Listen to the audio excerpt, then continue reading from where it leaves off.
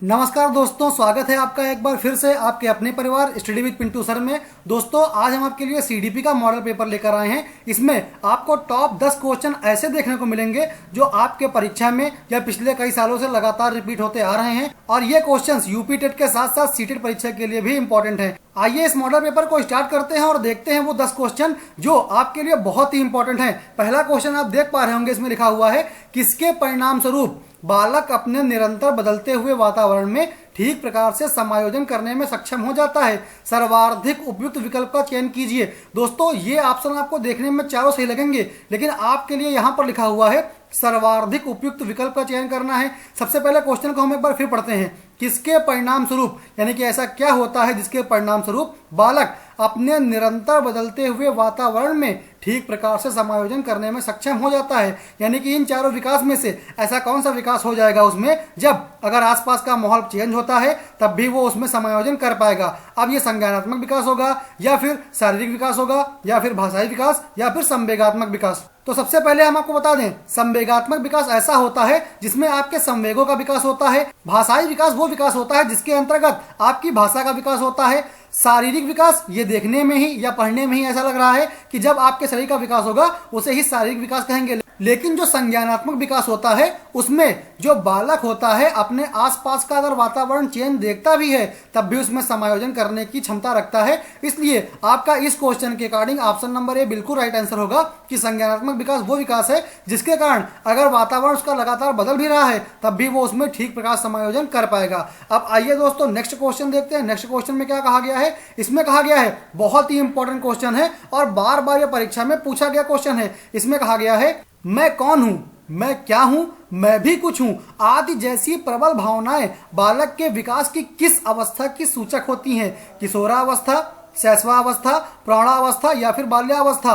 तो ये क्वेश्चन बालक के मन में कब होते हैं? जब आप भी एक बालक होंगे तब आपके मन में ये सारे क्वेश्चन आए होंगे। तो किस अवस्था में ये क्वेश्चन आते हैं, ये बहुत ही इंपॉर्टेंट है। सबसे इंपॉर्टेंट बात ये है कि आपको इन चारों अवस्थाओं के बारे में पता होना चाहिए, तभी आप क्वेश्चन को टिक कर पाएंगे। बाल्यावस्था, बाल्यावस्था बच्चे खेलने में निकाल देते हैं, उसमें आप जान नहीं पाते हैं या बच्चे जान नहीं पाते हैं कि उनके मन में मैं क्या हूं, मैं कौन हूं, या मैं भी कुछ हूं, ऐसी भावनाएं बाल्यावस्था में नहीं आती हैं। प्रौढ़ावस्था में ये क्वेश्चन उसके मन में उठ चुके होते हैं, इसलिए ये भी ऑप्शन आपका नहीं होगा। शैशवावस्था, बच्चा बहुत ही छोटा होता है और वो सिर्फ अपने परिवार के लोगों को जानने में ही शैशवावस्था निकाल देता है। लेकिन किशोरावस्था, इसे तूफान की अवस्था भी कहा गया है। इसी में बच्चों के मन में ऐसी भावनाएं उत्पन्न होती हैं कि मैं भी कुछ हूं, या मैं क्या हूं, या मैं कौन हूं। ऐसा क्वेश्चन सिर्फ किशोरावस्था में उठता है, इसलिए आपका इस क्वेश्चन के अकॉर्डिंग ऑप्शन नंबर ए बिल्कुल राइट आंसर हो जाएगा। आइए नेक्स्ट क्वेश्चन देखते हैं कि इसमें क्या कहा गया है। तीसरे क्वेश्चन में कहा गया है, बहुत ही इंपॉर्टेंट क्वेश्चन है,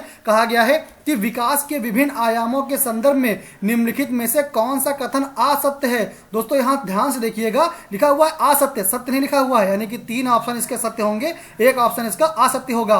कल्पना करना, स्मरण करना, विचार करना, निरीक्षण करना, समस्या समाधान करना, निर्णय लेना आदि की योग्यता संज्ञानात्मक विकास के फलस्वरूप ही विकसित होती है। भाषा का विकास एक प्रकार का संज्ञानात्मक विकास ही है।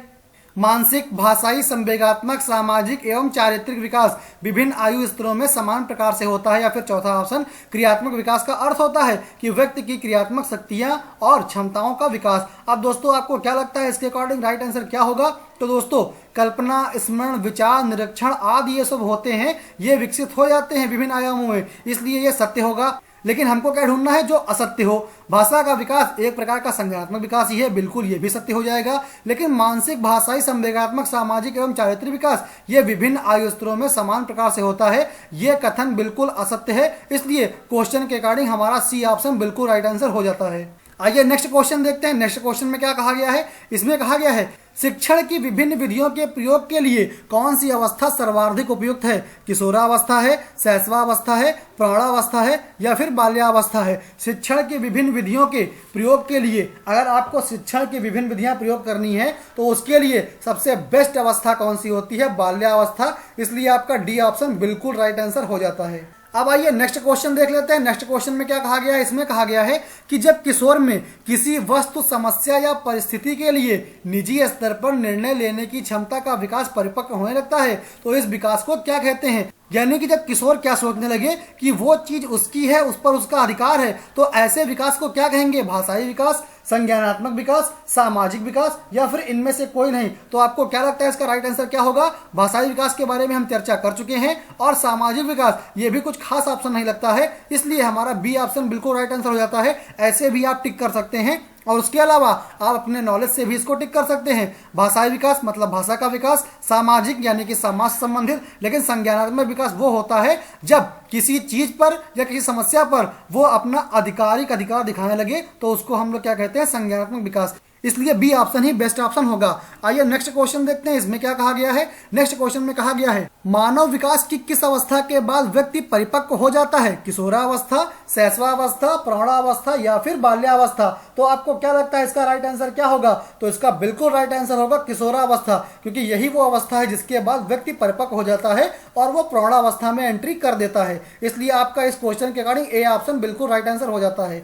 अब आइए नेक्स्ट क्वेश्चन देख लेते हैं कि इसमें क्या कहा गया है।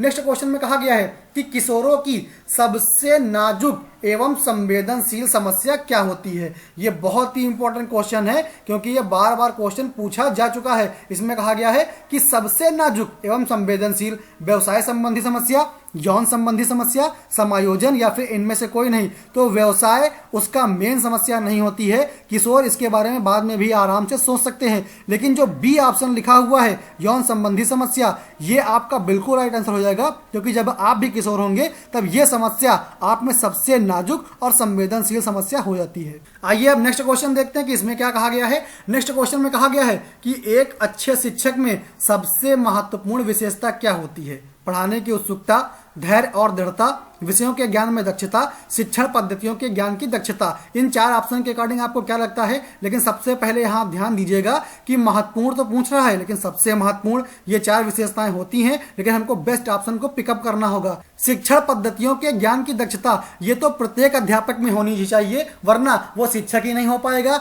विषयों के ज्ञान में दक्षता, विषय का ज्ञान भी होना चाहिए, लेकिन धैर्य और दृढ़ता ये ऑप्शन सबसे अलग है। उसमें धैर्य भी होना चाहिए और दृढ़ता भी होनी चाहिए, तभी वो अच्छा शिक्षक कहलाएगा। इसलिए आपका बी ऑप्शन बिल्कुल बेस्ट है इस क्वेश्चन के अकॉर्डिंग। आइए नेक्स्ट क्वेश्चन देख लेते हैं, इसमें क्या कहा गया है। इसमें कहा गया है कि मानव विकास की किस अवस्था में बच्चों के सीखने की गति सर्वाधिक होती है?